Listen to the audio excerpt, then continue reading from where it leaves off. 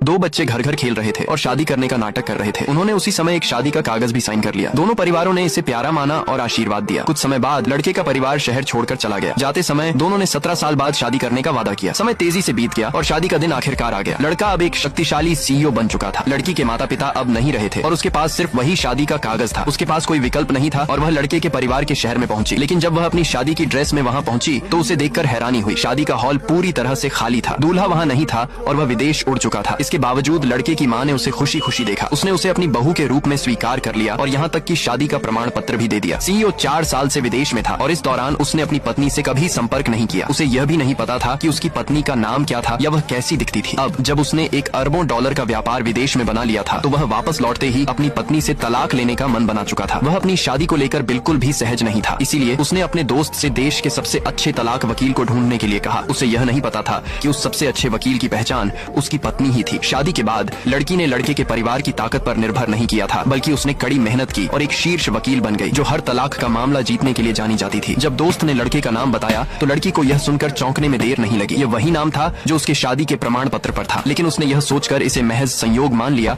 कि शायद यह एक और कंपनी का नाम हो। किंतु बाद में उसे पता चला कि यह नाम वॉन चांग इंटरनेशनल ग्रुप से था, जो दुनिया की सबसे बड़ी कंपनी है। जबकि जो उसने सुना था वह किसी स्थानीय समूह का सीईओ था। फिर वे तलाक के मामले पर चर्चा करने लगे। सीईओ ने लड़की से एक ट्रिकी सवाल पूछा। एक पुरानी कहावत है, 10 मंदिर तोड़ने से एक शादी तोड़ना बेहतर नहीं है, तो तुम तलाक के मामलों में क्यों हो? लड़की ने जवाब दिया, असंतुष्ट विवाह एक जेल होते हैं। जीवन भर किसी के साथ रहने के लिए किसी को मजबूर करना बस दोनों के जीवन को बर्बाद करना है। मैं ये काम साफ दिल से करती हूँ और यही मेरा अच्छा काम है। सीईओ को लड़की का यह जवाब बहुत पसंद आया। फिर लड़की ने अपना नोटबुक निकाला और उसके मामले के बारे में नोट्स लेने लगी। सीईओ ने बताया कि वह अपनी पत्नी से बिल्कुल भी जुड़े नहीं थे। यह एक अरेंज्ड मैरिज थी। तलाक के लिए वह $1 मिलियन की बैंक कार्ड देने का प्रस्ताव करता था। ये सुनकर लड़की थोड़ी हैरान हो गई। उसने सोचा कि अगर लड़के के पास इतना पैसा है तो उसकी पत्नी तलाक क्यों नहीं चाहती। लेकिन उसके दोस्त ने बताया कि सीईओ ने विदेशों में और भी बड़ी बिजनेस एम्पायर बनाई है और $1 मिलियन उसके लिए कुछ भी नहीं है। उसे डर था कि उसकी पत्नी और ज्यादा पैसे मांग लेगी, इसीलिए उसने तलाक का केस किया था। सीईओ ने कहा कि उसकी पत्नी से निपटना आसान नहीं था, लेकिन उम्मीद थी कि वह पैसे लेकर तलाक की प्रक्रिया को रोक देगी। तभी सीईओ की मां ने लड़की को फोन किया। उसने कहा कि उसका बेटा आखिरकार 4 साल बाद वापस आ गया है